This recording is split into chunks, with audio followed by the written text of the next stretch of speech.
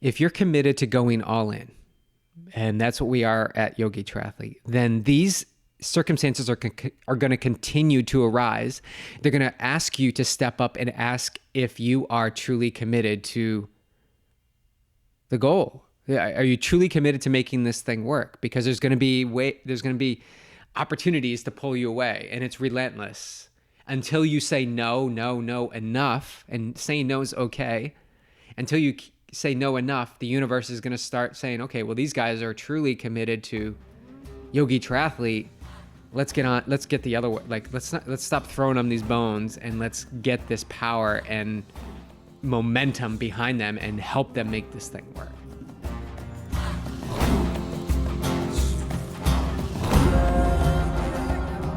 Hello, YogiTriathlete community. Thanks so much for tuning in and welcome to the show.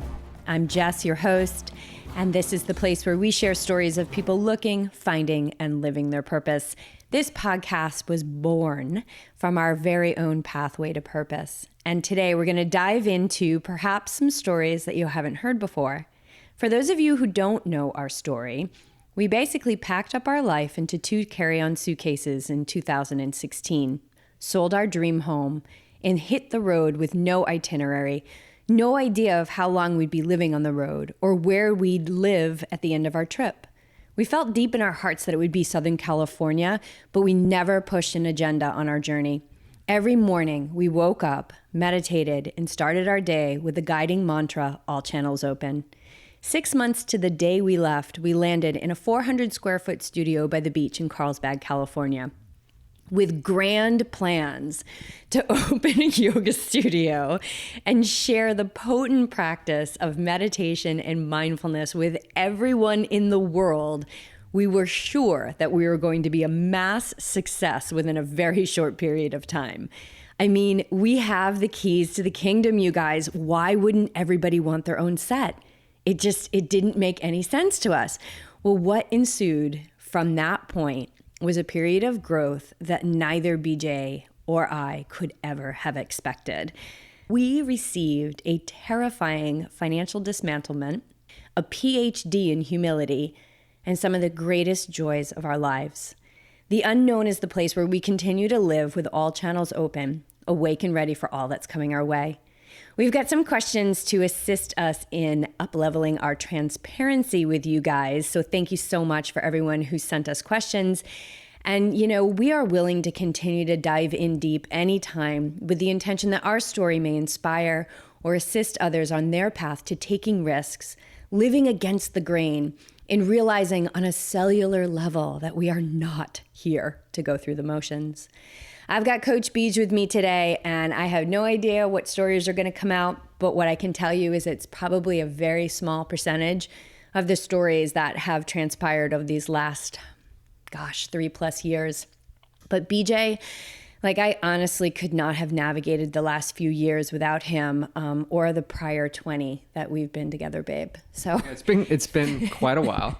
Thank you for being here today and for being by my side during this just epic experience that we've had since we pulled out of our driveway that day in Newport, Rhode Island. It's been a roller coaster ride. It really has been, to the extreme.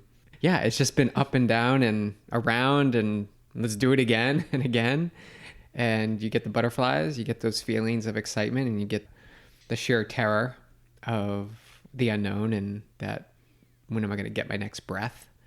And yeah, I don't think I could have done it. Well, I know I couldn't have done it without you by my side. It takes a team, and especially right now, our pack is super strong. The 3 of us, as Clark lays here in between us, it's a strong pack, and it takes a strong pack. It takes a strong connection to move through the experiences that we move through to keep going. And I know that's one of our questions about keep going and how do we keep going. Right. All right. Well, let's dive into questions because we have some really good ones. Let's see. Okay. First one comes from Mike. Oh my God. Could you imagine if we didn't know Mike? I love Mike. It's always good to see him. Mike Ergo is a brother, man. And if we didn't take these risks, nobody would even be listening to this podcast because this podcast wouldn't exist. It was so important for us to do what we did. We were going to stop the podcast too. There were times we were going to stop the podcast. There was many times that a lot of things were going to stop. Okay. So first question, what was the moment, this is a good question to begin with, what was the moment you finally pulled the trigger and launched YogiTriathlete? So YogiTriathlete was born, I'm going to say 2000, somewhere between 2005 and 2006 in Boulder, Colorado. I was a massage therapist, I was a triathlete, and I was in triangle pose on a yoga mat in our townhome in Boulder, and it hit me, YogiTriathlete. And at that time, I was the only triathlete I knew practicing yoga. And I'm talking about the physical practice, so I wasn't meditating at this time. And BJ was a web designer. We had a web design company. Clear Pixel Design. Clear Pixel Design, yes. And so I went into his office and we reserved the domain name. And it's funny because the domain name we reserved was the YogiTriathlete. Why did we do that? Because, oh my God, there's so much ego in there, right? Like, I'm the YogiTriathlete, right? And so I believe, I look back on that, not to dive in too deep or try and figure it out, but I'm sure there was some ego involved in that was going to be my blog. But I knew that it was something bigger. Like, I really didn't know what it was going to be, but I knew it was something big, and we reserved the domain. And from that first day, the YogiTriathlete did not feel right to me because I was like, it's me. Yeah, it's me, but it's so much more. It's so much more. And I can't remember, I'm sure we could look back. Beej, you probably have a way to look back to find out when we switched over to YogiTriathlete. But she became my blog for a while, where I would blog about yoga and triathlon, because yoga and triathlon brought me to the same place from very different paths. And that was really what sparked it, was that both triathlon and yoga required me to go beyond body and mind. And so I could feel, and I couldn't really articulate, but I could feel that there was this cohesion there that was so incredibly strong. So in 2016, she became a business, like an official business, which is interesting because at that point, we already knew that we were going to be hitting the road. So she was an infant when we hit the road. And I wasn't even 100% involved in YogiTriathlete. I was only dipping my toes in a little bit. I was still working for Amrita, I want to say, in early 2016. I had moved out of Newport Harbor, my full-time corporate job, and then started working with Amrita Bars for a full-time job, and was coaching a few athletes. So you started just coaching some athletes for free after your injury in 2014. That didn't almost take you down, but totally took you down. Now that's a story people know, so we don't need to rehash that. Right. But that's when you decided to throw yourself into service and start coaching people. Yeah, and I always had the inkling to coach people. I always had that urge, and you know this. Like, I always had something was going to happen in that realm. I just felt that was part of what I needed to. Like your whole life, like the whole 20-something, 22, 23 years that we've been together, you've always talked about coaching. Yeah, and I always thought it was going to be basketball, like coaching youth basketball or something, because basketball was my passion. But it just goes to show you have that hit. You can't have attachment to the end result. You got to keep taking the next step to see what comes out of it. There's no way I would think I'd be a triathlete in high school, like thinking about that, or even in the early days that we were dating. There's no way I would. I thought I'd be playing basketball for a long, long time. And BJ was really good at hacky sack too. Oh, hacky sack, yes. Especially after about 9 IPAs. You just found the hacky in our car. Yeah, we've got a hack. We might have to hack today. So 2016 is when you officially made it a business. Yeah, and again, like we really didn't. You were coaching some athletes. I think a few of them were starting to pay. But I think they were paying like $75 or something like that, like back in where you're like, I have no cred. Although you already had plenty of time, over 10 years in the sport. But you got to build that confidence, and you got to build that cred, and you got to do whatever it takes. You got to do whatever it takes to build that. because people need that, right? So I'm thinking about when I talk about Autobiography of a Yogi a lot. It's such a good book. But when Yogananda's teacher tells him, you have to go to university, you have to go to college. And he's like, I don't want to go to college. I just want to like meditate at your feet all day. Like, I just want to meditate. I don't want to go to college. And he said, well, you're going to be going to the West to bring the teachings of yoga. And the people in the West, they need the degree. They need you to have a college degree so that they will believe you. And it's so crazy because that just shows you how much we're in servitude of the mind, and the mind needing to know, like, okay, this person has a college degree, so I can trust them, which is bullshit. It's interesting. That's another way to say it. Well, because you don't have a college education, and I have. And I have one. I think that's a story people don't know either about my college. I am an expert student in college, and I'm an expert at transferring colleges. But no, I never got a bachelor's degree. And I stayed the course at one school and finished it all the way through. But look at where we are. Yeah. Right? To me, it's life experience that has gotten me here. I don't attribute it to having this degree that proves that I had an education for 4 years. And belief in yourself. And I believe that you get belief in yourself through like trials and tribulations that you and I have navigated over these last couple of years. Yeah. Real life experience. Yeah. I know we're going to dive into this, but.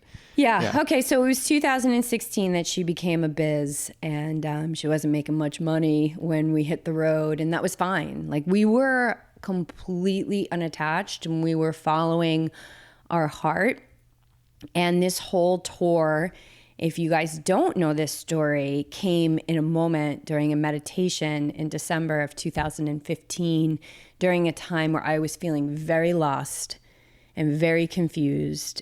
And that is such a good place to be. Why? Why? Because you're in complete detachment. Like, being lost and confused means you are lacking that certainty that falsely makes you feel safe, when really being unattached and being lost and confused is a great place to be, because you're open to discovery and you're open to curiosity. And for me, it was a really potent moment. Let's say it what it is. It was a potent moment where this entire 6 months of being on the road, even though we didn't know it was going to be 6 months, and moving and all of that, getting rid of everything, that all came in a moment in meditation. It was crazy. So anyway, 2016 is when she became a biz. Okay, what was the closest you came to giving up, and why? What was the closest you came to giving up? I think maybe when the studio didn't happen. Yeah. I think that might have been the moment. So that was June of 2017. Yeah. I felt like our purpose here was to bring what we had learned at, Rhode Island Power Yoga and Live, Love, Teach, yoga teacher training, to bring that here. And figuring the West Coast would be so open to yoga and breathing, and as athletes, breath-based power flow in heated conditions, and to have two experienced triathletes, like endurance athletes, teaching the yoga, and to have a couple managing the studio, like in Southern California. Like, all the signs were saying yes, yes, yes, but that's just the way we interpreted the signs. The signs were actually saying no, this isn't the way to go. And when it fell through, I think I was still working for Xterra here. I was making a little bit of money. We hadn't gone fully all in, or I hadn't gone fully all in. And so I think that was truly where I felt the most lost, I would say, because we're not going to do the studio. Athletes are not swarming to YogiTriathlete yet. I'm working a job that, should be aligned because it's in the triathlon community, wetsuit company, but the commute and the amount of time that went into 3 days a week or 4 days a week when I was working just wasn't aligned. And I was sort of lost as to like, what are we going to do? And I think that's when we started to put our resumes out into the world to re-enter the corporate world using the skills that we already had. And I think in those moments, that's what we had. That's what I had to do. I'll speak for me. Like that's, just keep that momentum moving forward. And it was scary. I don't even know if I shared the scariness with you. I probably just, stuffed it inside and just kept trying to do the next thing. Like, what can we do? What can we do today? Like, what's the next thing we can do today? This is the first time I'm hearing any of this. Yeah. Yeah. So what can I do today to move us forward? And it was super scary. It was super scary, not because we didn't know what we were going to do. It's also because we had all this debt now, right? Trying to open a studio and thinking about food and thinking about going to the grocery store and what should we buy? Like really tuning into what races I should do. Like, should I do any races? Because it costs money. It costs money to travel. It costs money to race. It costs money to fuel my fitness to perform well at these races, because that's what I wanted to do. And it was that trickle effect. And then everything started to get involved. Like, should I even drive the car today? Should I just walk down to where I need to go? Do I need that coffee at steady state, or can I just drink some warm water here with some lemon in it? That's how it got. In those moments, in those fearful moments, in the doubt, in the unknown is when we come back to what's gotten us here. And that's the meditation. It's the time that we spend every morning with ourselves. And it's that consistent practice of discovering what thoughts are true and which thoughts are trying to muck things up, trying to keep you in that lack. And I think the meditation is a time to discern between what's real and what's not.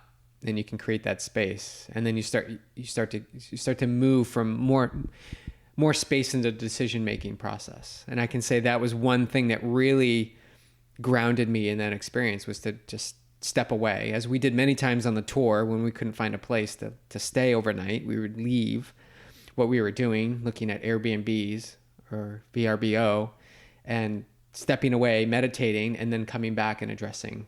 And there would always be a solution. There's always a solution when you come out. But taking that time to sit still with your thoughts is a non-negotiable. Yeah, I agree that was a tough time. And as the person that handles the finances, I can tell you that we weren't in debt yet. That was actually the beginning of our debt. That was when it started. And I remember saying to you, like, okay, just so you know, we're officially in debt now. Like, we officially have a credit card balance. So that was June of 2017. And I had spent the first 6 months of living here working on opening this studio. Like, it was a full-time job. And researching and learning and just being so resourceful, working with a SCORE mentor, which is like an executive who gives back their time to help small businesses. I worked with this guy, I worked with the Small Business Association. I wrote a business plan. And I think through all of this, I got attached.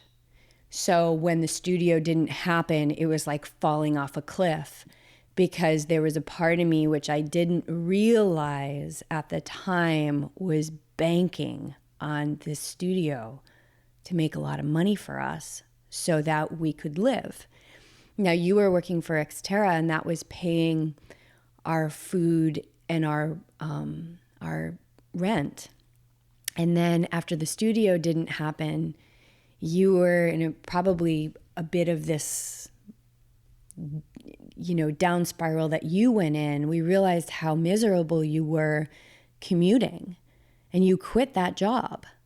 And that's when rent and groceries started going on a credit card. Now, one of the things that happened during the opening of the studio is that we acquired all of these lines of credit, which I thought were going to be used for the yoga studio, but they ended up being used for our survival. And so about this time is when we met Golden Duffy.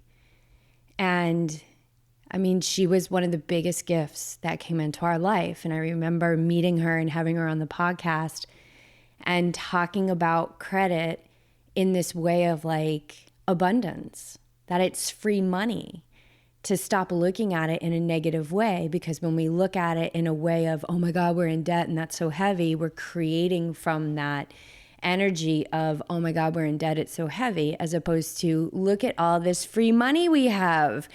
So I remember going to the grocery store with you one day and you said, how much money do we have to spend? And I said, $25,000. Let's do it. We have 25 grand we can spend. So, and that was just one credit card. God, we have so many now from this amazing time in our life. For me, it was March of 2018, where now the credit cards, and I think there was like 6 of them, were like maxed. And the 0% was... And 0% was starting to, some of the 0% was starting to expire. So we were transferring balances, incurring more debt from the transfer, and YogiTriathlete was picking up some steam, but what it looked like on paper was that the debt was picking up so much more steam. And it was food and groceries. And I was so grateful. Like, don't think for one second that, I mean, this time from June of 2017 to March of 2018, I learned what an abundance mindset is. I mean, I really dove in deep to gratitude and was able to practice this on a level that I now teach it. And had I not had that experience, I would not be able to teach it the way I do now. And lack is not just about money. Lack is if you have financial fear that you don't have enough, you've got lack in every aspect of your life. Lack of health, lack of love, lack of partnership, lack of connection. It is pervasive, like throughout everything, because we don't selectively say, oh, I've got lack in finances and nowhere else. That's not how the universe works. Lack is lack.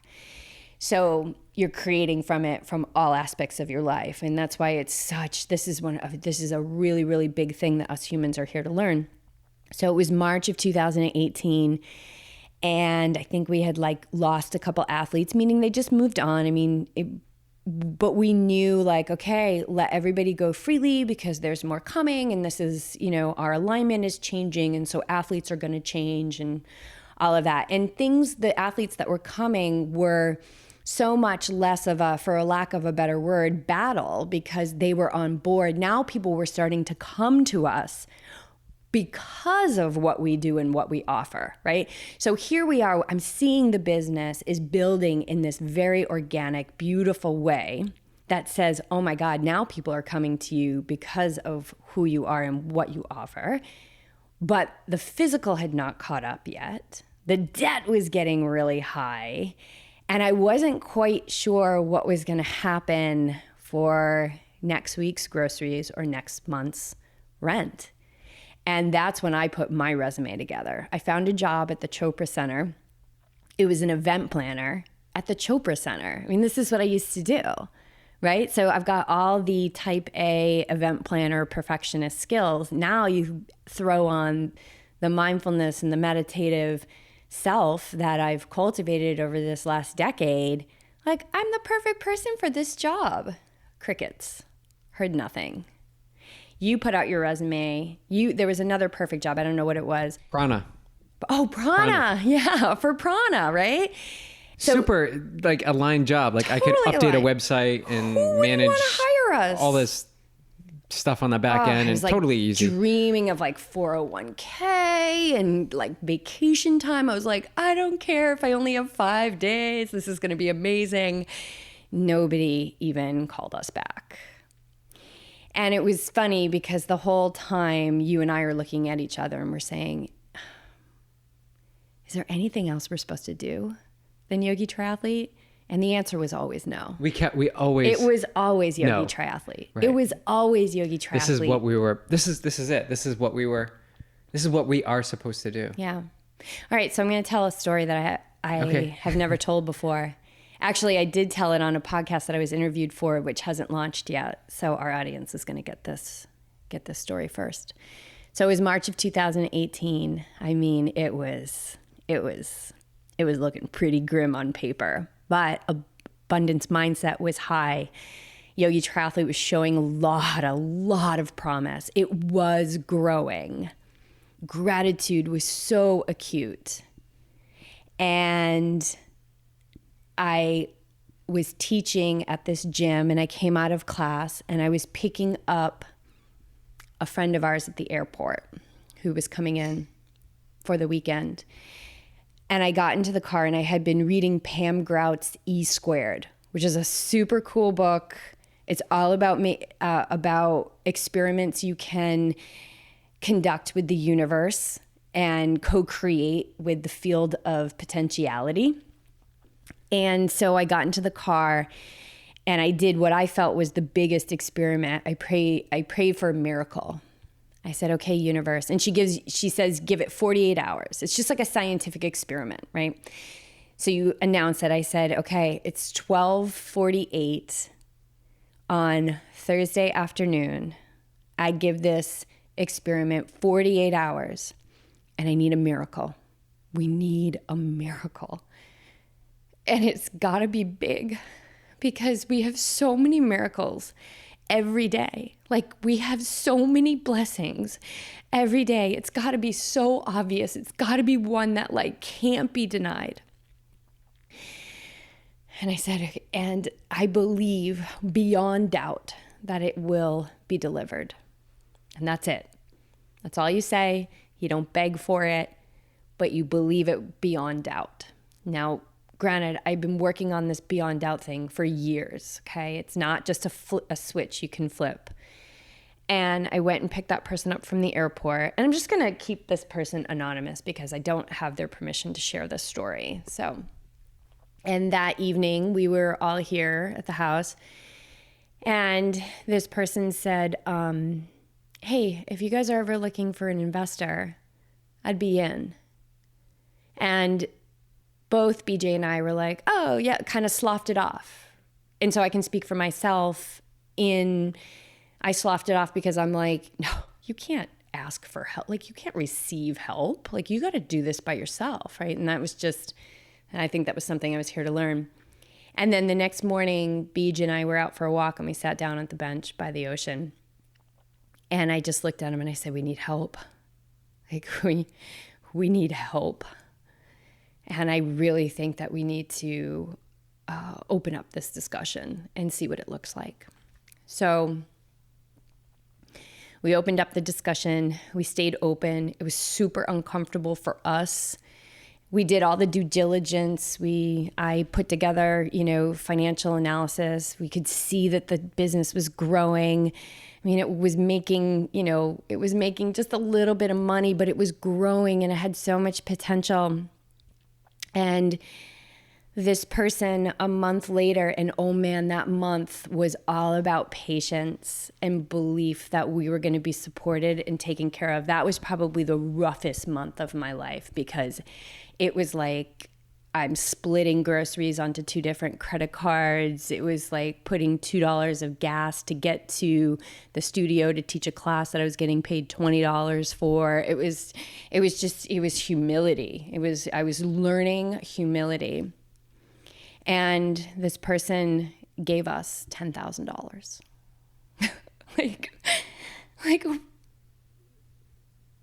When does that happen?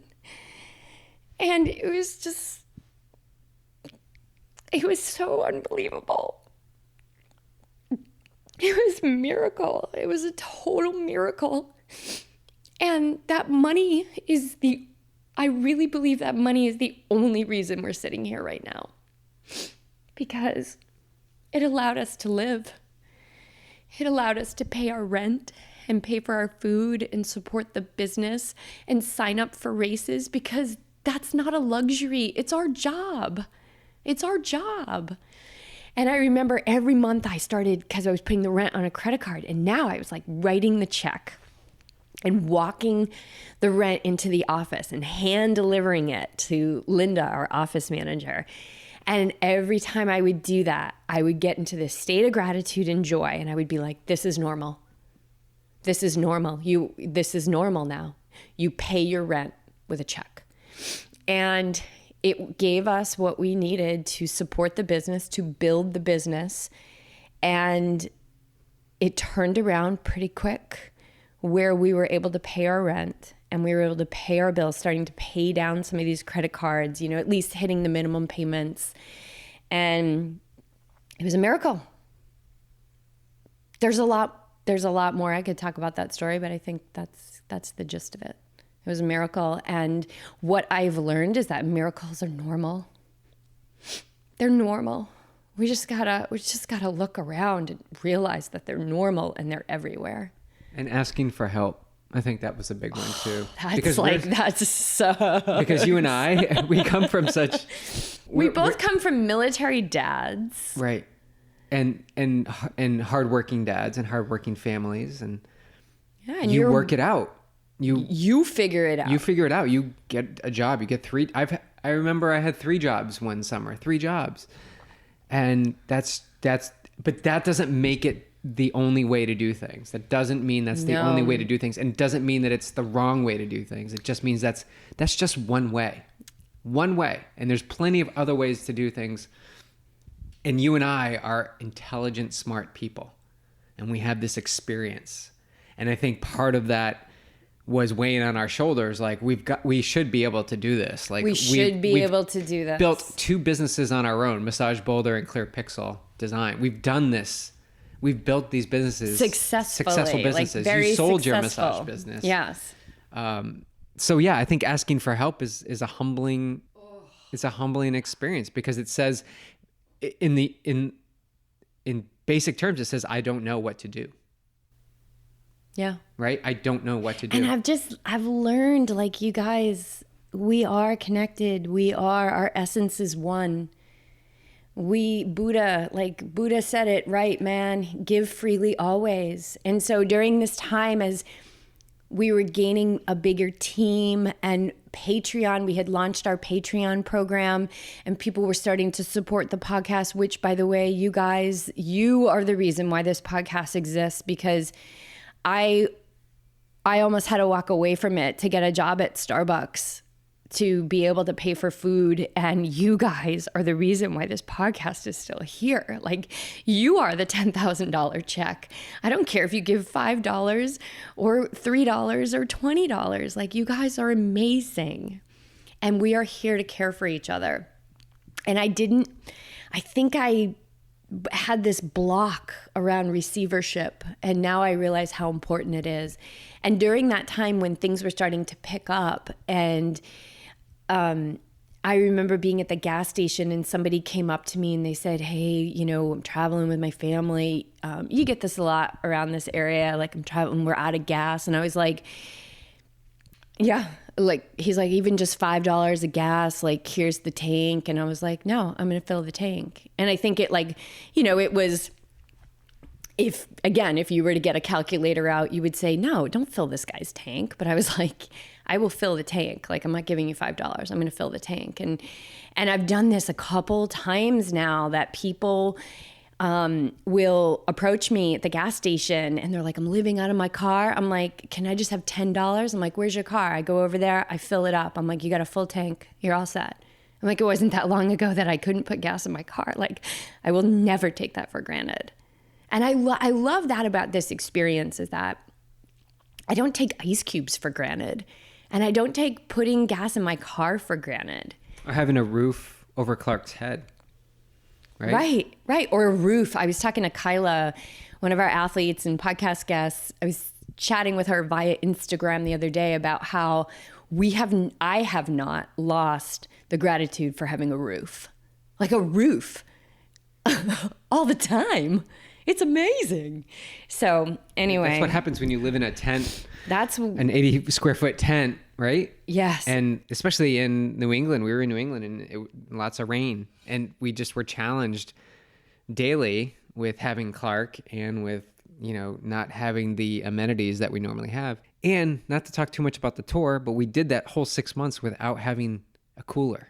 Yeah. Well, that's the benefit of being plant-based. Right? A lot of it was just moment to moment. So that was the moment I almost gave up, guys. March of 2018 was a killer. Okay. Here's another question. This comes from Jen. What was the moment you felt like the physical was catching up? So for me, it was Thanksgiving, November 2018. You actually weren't feeling good, BJ. You were in bed. And I think, I don't know why you were in bed, but probably exhaustion from the universal ass kicking that we had been getting for over 2 years.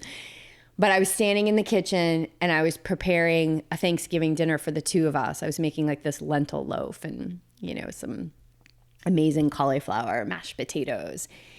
And I was cutting and I noticed this exhale.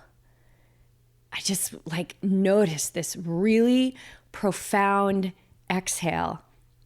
And in that exhale was the moment I realized that we were not living in survival mode anymore. It was so profound.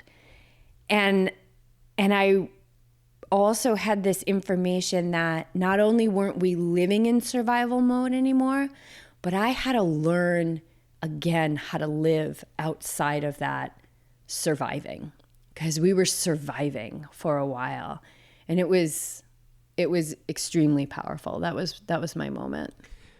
I think a pivotal moment for me was when I coincidentally let go of, I think, 1 or 2 yoga classes that I was teaching. And in that same span, I want to say of 24 hours, I also gave up a project, a potential side project to do a website that just wasn't aligned with, like all in for YogiTriathlete. It all comes down to that. And in that 24-hour period, letting go of 2 yoga classes, which were $20 a piece, web project, which could have been, anywhere up to $3,000, $4,000, I don't know. We had 2 contact forms come over the website immediately. Like they came in an hour within each other, and they were both athletes who had listened to the podcast. I can't remember which podcast it was, but they listened to it and acted and felt aligned and compelled to contact us and set up a call to have a conversation, and consequently have joined us on the team and are still on the team. So cool. It was letting go of these things that were not aligning. That's risk. And that is risky. And risk requires trust. So if you're committed to going all in, and that's what we are at YogiTriathlete, then these circumstances are going to continue to arise.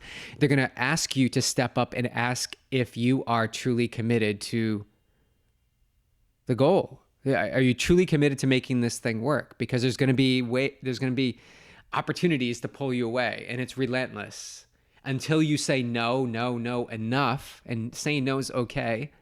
Until you say no enough, the universe is going to start saying, okay, well, these guys are truly committed to YogiTriathlete. Let's get the other way. Let's stop throwing them these bones, and let's get this power and momentum behind them and help them make this thing work. Does that make sense? Yeah, that's awesome. Yeah. I love that. We've had a lot of moments like that.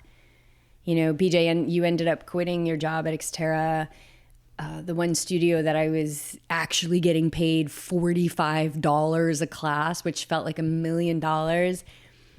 They put me on probation. I mean, the stories, you guys, are so crazy. It's just this beautiful, and I don't mean this snarky, this beautiful community of yogis at this particular studio. They just weren't my students, and I wasn't their teacher. And it doesn't mean that they're not beautiful yogis. It just means that my message was not aligned with that studio, and I ended up getting put on probation, and it just wasn't aligned. And I learned a lot about humility there. When half, 3/4, 90% of my class would walk out in the middle of class. And I left that. that was like $800 a month. And I walked away from it because it wasn't aligned. And alignment is everything. What are we attuning to? What are we attuning to? You know, if we are trying so hard to make something work, and I guess this kind of moves into our next question, which is, when do you know when you should keep going? So I will talk about this experience. So this experience was so brutal, you guys. It was so brutal.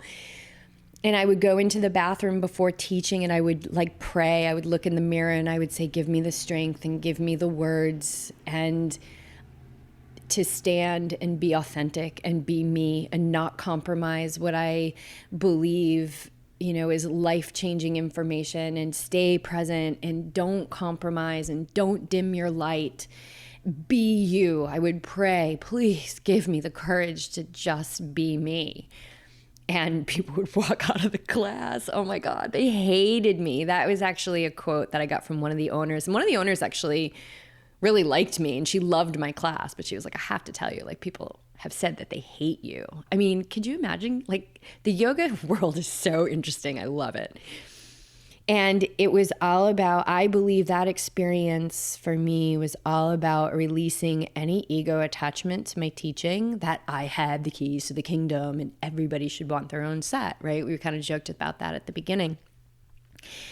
And it allowed me to really meet people where they were at and feel what misalignment means and feel what it feels like to try and make something happen. And I think when we're talking about when do you know when you should keep going, for me, I remember talking to my meditation teacher, talking to Meditator Bob about this, saying like, this is so brutal, Bob, this is so brutal. They hate me there. Like, it's just, oh. And he said, you'll know, like, keep meditating. You'll know when you're done learning. You'll know when it's time to go. You'll know. And it was so hard, you guys. It was so hard. But like he said, through meditation, through really attuning to that inner compass, I knew. And it was actually funny because it was right in the middle of my review with the two owners. And again, one of the owners I felt aligned with, and the other owner did not feel aligned with. I think we definitely have some karma. And it was just right in the middle of the review. And I, oh man, I can't believe I said this, but there's a lot of things I can't believe I said. I just said, I can't pretend that what you're telling me matters to me. I can't pretend that it matters to me what angle the back heel is at in Warrior One. I just can't pretend that that matters to me, and I can't teach that way. I said, and this is just not aligned, and you have a beautiful community and you're serving an incredible purpose, and I just can't be a part of it because it doesn't work. And there's nothing that we can do right now, I think, to make it work. And so I think the best thing is for me to just walk away.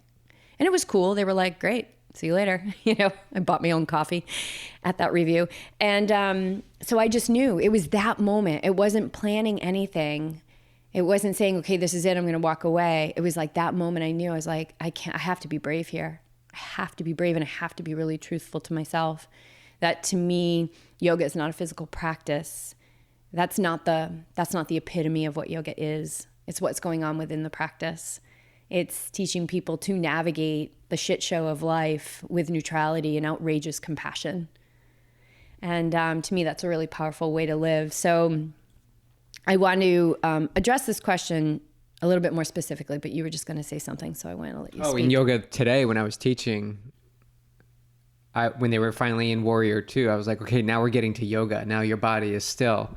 Now we're just going to close our eyes and we're going to listen to our breath. And we're going to notice that in this instance, your mind is going to wander and you're going to have these thoughts. But you're going to come back to your breath and notice that you have a choice between indulging in the thoughts and not. And then everything else that we're doing is just gymnastics. Do you guys understand? It's just gymnastics. And they all laughed because they get it. Like this crew that we're teaching to gets it.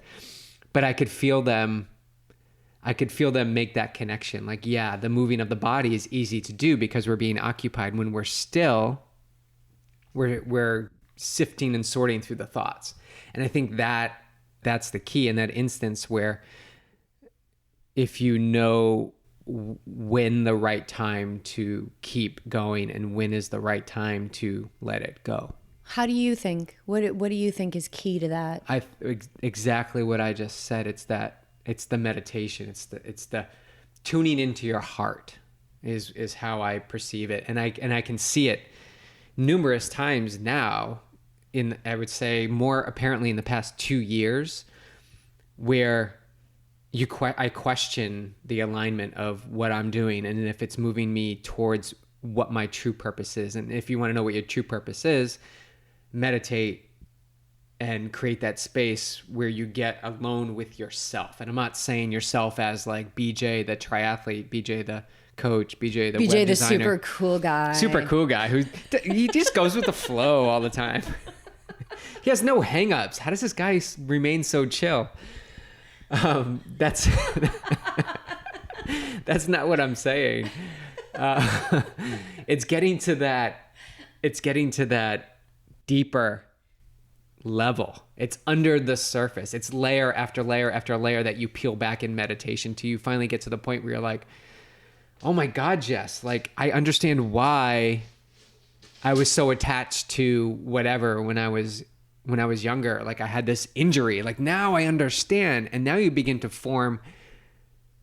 You don't begin to form. You begin to discover who you truly are. And then when you find that truth, this sounds cliche a little bit, but when you find that inner confidence, I is the word I want to use because I haven't been the most confident person.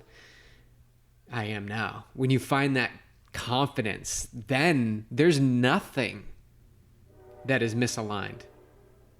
You'll see things that are in alignment, and everything else you just let fall away because that alignment is so strong. And you have that confidence in yourself. You don't have I don't have the confidence in you or the confidence in my education at Bryant College. What I have confidence in is me. It always comes down to me. And I share with people, you could pick me up and move me to the middle of somewhere, let's just say Tulsa, Oklahoma. Okay? And I would be okay. Move me to Omaha, Nebraska. Move me to Anchorage, Alaska. I would be okay because I'm confident in who I am as a person and I can figure my way out. And if that piques your interest for those listeners out there, if this like stirs something up inside of you, then I would really get in tune with who you are through meditation. I would take that time and get a consistent practice to discover that it doesn't matter where you are, what you have, or what you do, as long as you have that confidence in yourself, you can be anywhere, do anything, and be challenged with any circumstance and come through with calmness and peacefulness and the ability to just be who you truly are anywhere, anytime. Yeah, and I think that was so key for us to keep in our process of moving forward. Was my favorite word to describe like your true self is unshakable. I love that. I feel like we were unshakable. Yeah, there were tears. Yeah, there was intensity. Yeah, there was prayer. There was like, oh my God, this is so intense. But we were truly unshakable. We were so freaking relentless. We kept moving forward. And so how did we know, right? So this is kind of answers the question. When do you know when you should keep going? It's when you really look at, does anything, I would ask this question all the time. Does anything else make sense? Does anything else make sense? And the answer was always no. So in 2009, when I was in India, I was teaching massage to Tibetan refugees. Okay. These girls were hardcore. Just my class happened to be all girls, but there was men in other classes. I mean, these people are hardcore. Like they escaped Tibet and walked across the Himalayas, not in, Solomon boots, but like handmade slippers and moccasins as children, and you can only travel at night. I mean, it's hardcore. They had quite the life experience. And we had a huge language barrier. And these girls were picking up the techniques so quickly. Not only were they picking up the techniques quickly, but they were applying them like they had been practicing them for months. I mean, it blew us away. Me and my fellow teacher, Louise, we would be like, this is crazy. We'd be like lying on the table looking at each other like, this feels so good. I'd pay $100 for this. And so one night we were all out for tea and cake, because that's what you do at 9:00 at night in Dharamsala. And I said to the girls, I said, why are you able to pick up these skills so quickly? Why are you able to do this so well? And one of the girls said to me, she said, because our minds aren't cluttered. Your minds in America are so cluttered. We don't have the clutter. And I knew, I was meditating a little bit here and there at that point, but I knew that every day started with their meditation. You know, they were Tibetan Buddhists, so they live in Dharamsala because that's where the Dalai Lama, their leader, is there, and the Tibetan government in exile is there. And that just hit home with me. Like, that was such a profound moment. I was like, you're so right. Like, we are so cluttered. We're thinking about, should I have gotten the small? Should I have gotten the medium? Oh, should I get the purple or the pink? Like, what do I do? What race? What's the water temperature? I got to, crowdsource all of my answers from all these people on Facebook. And it's like clutter, clutter, clutter, clutter, clutter. So meditation cuts through that clutter. Might be a little bit of a battlefield, but if you can use your will, same will that gets you to the finish line, you can sit still in that battlefield, and eventually you will get clear. And like these girls, you will be able to know things very quick, and you will be able to attain and retain skills very quick. And to me, that clarity was everything and is everything for anyone who's wondering if they should stay or if they should go. So I feel like every answer we're giving is like meditation, but it's really true. You gotta cut through the clutter, because who you truly are, already knows all the answers. But there's so much clutter. There's so many wounds. There's unforgiveness. There's victimization. There's so many things that keep us from that truth. Stories that we hang on to because we're so desperate for identity. And I'm not leaving myself out of this. I, for sure, lived under this veil for a very long time. And I still see those energies show up in me, but I can see them like a spotlight in the dark. Like, oh, look at that. And then, like BJ, you said, you have this space between the thoughts and where your awareness is, and then I can choose. Like, I don't create from that energy. And really what it's about is reprogramming your subconscious. And so I see it in my dreams. I had a dream the other night. I was having podcast panic in this dream, like we're not going to have any guests and the podcast, we're going to miss a week. And so I'm dreaming about this. And in the dream, I'm having podcast panic. And then I'm also talking to myself saying, no, I don't move from that energy anymore. I'm not moving from panic. That's so crazy. So here I am on a subconscious level having this conversation with myself during a dream. So that tells me that there's still some roots in there, but that the reprogramming is for sure well into effect. So I hope that answers that question. And then let's finish it up with this last question. And actually, it went by so fast. I know, it did go by fast. It's already an hour?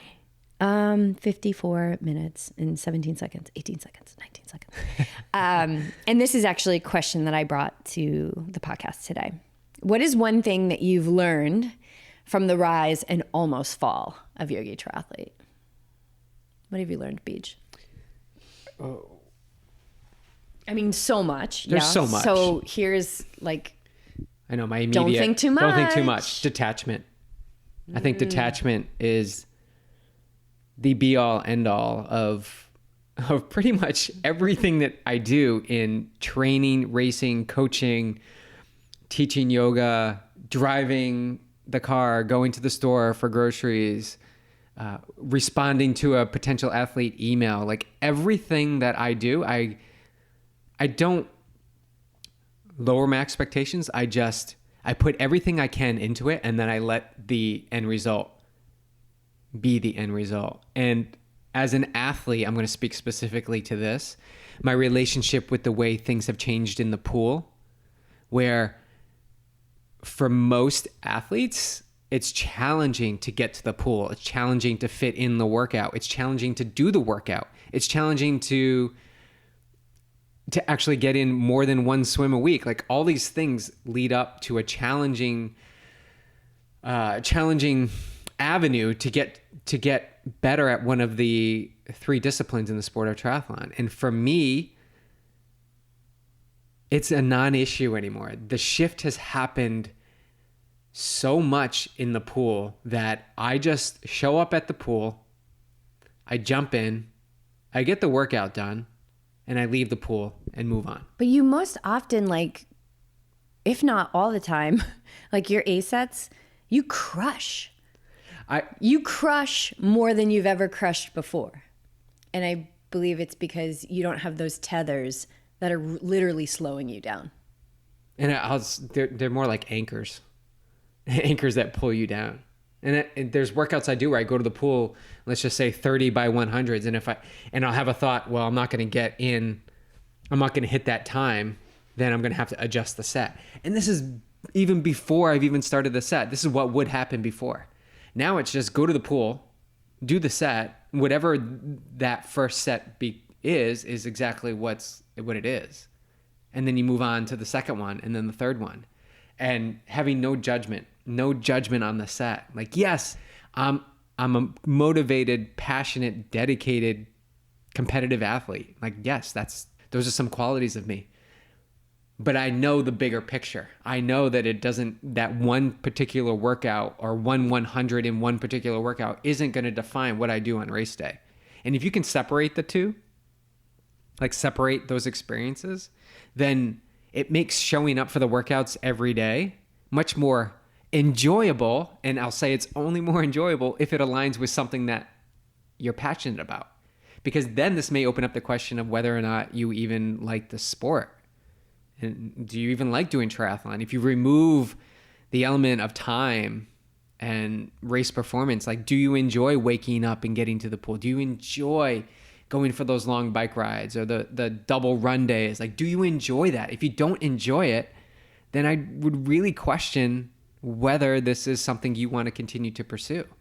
It's got to align, again, back to that alignment. So what was the question? Kind of went off on a tangent there. What have you learned? Detachment. So what have I learned? Detachment. Mm-hmm. Detachment from all things. Yeah. And detaching has only brought the things that are supposed to show up in my life for me to learn from. Mm-hmm. Good or bad. That's just a label. I see everything as an opportunity. Everything is an opportunity. And I will say one more thing that I've learned from this whole thing is the words you use. So really, opportunity is a word that I use a lot, and I see it when I say it, and I see people's reactions when I say it, and I see the chuckle. But I truly believe that everything that we experience is an opportunity. Right, because everything is for us. So how could it not be an opportunity? Right. I would not, looking back on everything, I wouldn't change a thing. Would you? No way. I wouldn't change a thing. Yeah, and we could look at like the mountain of debt, like the mountain that we're sitting under. And I'm like, no, I'm actually sitting beside it with my arm around it because it's a very small price to pay for what we've experienced, the connections of this community, and not only the connections between us and the community, but the community within the community. It's unbelievable. When I see on social media, like Lupe and guest. Mary Knott, right. or vegan powered athlete, and you Dave. know, and yeah. it's so remarkable. It's so beautiful. So for you, what have you taken away from this? So much, but I think I'm going to stick with this humility piece. That I learned humility. That I learned, and I think humility and detachment go hand in hand. That I really got to get up close and personal with that ego, and that I'm not better than anyone. I'm not a better yoga teacher than anyone, and that, you know, being the same when one person showed up for a class, no people showed up for a class, or 10 people showed up for a class, being the same. And I think humility was a really big one. And along with humility, I was able to be in receivership and to receive from people, receive support. We have received a lot of support, and not just from that one huge miracle experience. There has been a lot of support that has been sent our way, product, checks. People have written us checks. Introductions to other tell people. us to keep going. Introductions. Yeah, it's amazing. And, my family, my mom and my sister, so amazing. I remember walking on the beach with my sister just crying, and she was like, "You have to keep going.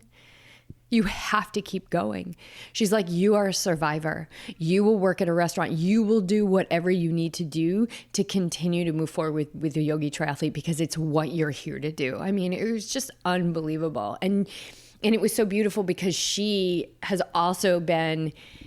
She was teaching me and sharing with me from her own experience. My mom is like our biggest cheerleader. She's so amazing. And she was always like, keep going, keep going, keep going. And so we had this incredible support.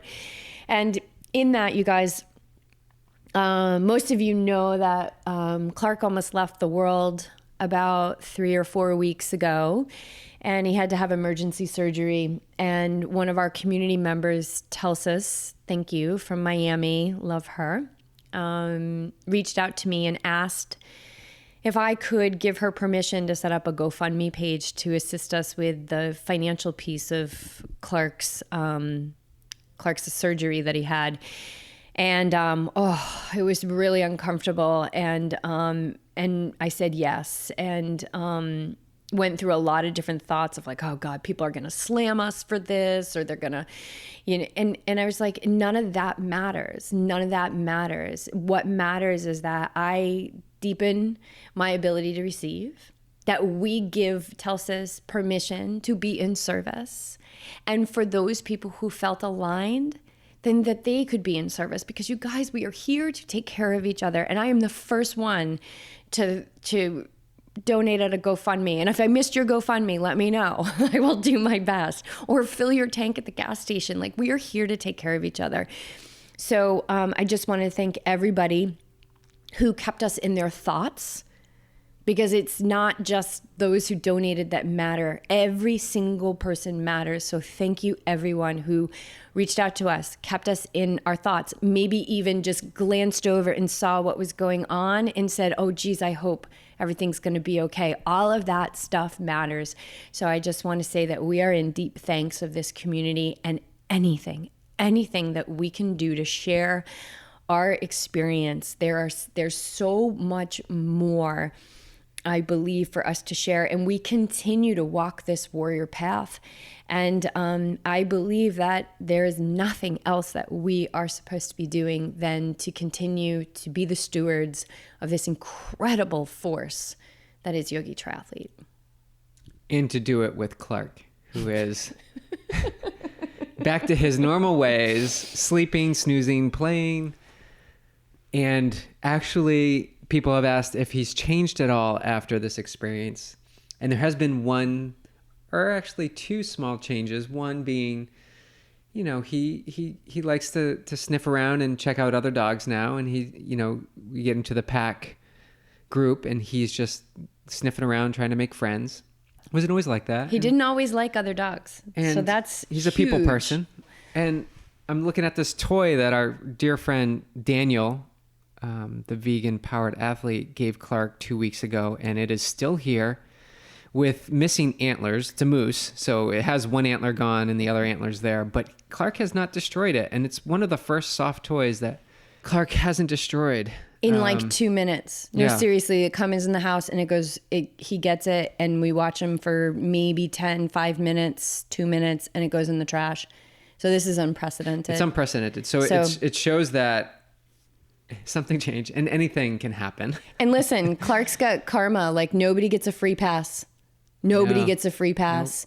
And so he came within, a few moments of his life, and his work's not done here. But I think, as Mary told us, who is a vet, she said, what did she say? That they cut the demons out. And I really think they did. He had some work. He had a little shadow self in there. And so that has yet to surface. So that's a new belief system that we have, and it's beautiful. So thank you, everyone. We're so glad the connector, the joy creator, is still on this planet. Yeah. And part of the pack. Yep. The pack is 3 strong. Yep. And we'll be at, so just to let you guys know, we will be at Javelina 100. Where's that? In Arizona at McDowell, I don't know what it's called, McDowell Reserve or whatever, but Javelina 100, that's October 26th. So if anybody's going to be at that race, please let us know. We're going to be at Ironman Arizona. We're going to be doing body marking. So if you would like us to mark your body, line up. And we're also going to be at Indian Wells. So those are some races you can catch us at. Please let us know. We'd love to meet you. We love, love, love, love to connect in person. But we feel your support, and we are in deep thanks.